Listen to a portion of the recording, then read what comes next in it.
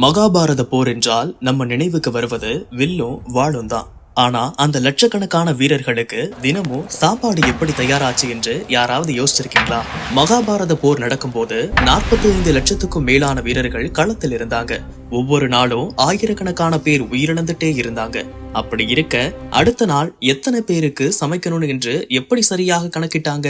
இதுதான் அங்குள்ள அதிசயம். போர் நிச்சயமான போது கர்நாடகத்தின் உடுப்பி நாட்டின் மன்னர் கிருஷ்ணரை சந்தித்து ஒரு வேண்டுகோள் வைத்தாராம். நான் போர்ல ஆயுதம் எடுக்க மாட்டேன், ஆனா இந்த பெரும் சேனைக்கு சாப்பாடு சமைக்கும் பொறுப்பை நான் ஏத்துக்கணும். கிருஷ்ணரும் சிரிச்சபடி அனுமதி கொடுத்தாராம். போர் ஆரம்பிச்சது.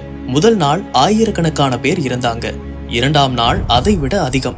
ஆனா ஒரு விஷயம் மட்டும் வியப்பாக இருந்தது.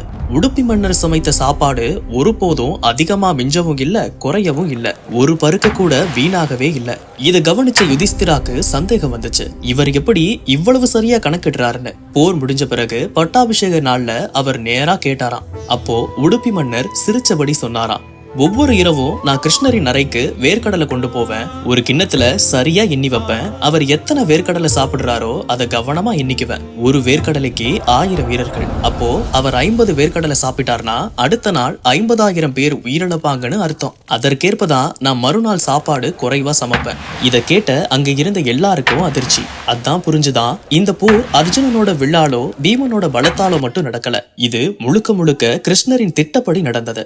இன்று கூட உடுப்பி நகரம் சாப்பாட்டுக்காக பிரசித்தம். அந்த நிர்வாக திறமைக்கு அடித்தளம் போட்டது அந்த மன்னர் தான் என்பார்கள். இதுதான் மகாபாரதத்தில் சொல்லப்படும் ஒரு சுவாரஸ்யமான கதை. இன்னும் இப்படி பல ஆச்சரியமான கதைகள் இருக்கு. தொடர்ந்து கேளுங்க.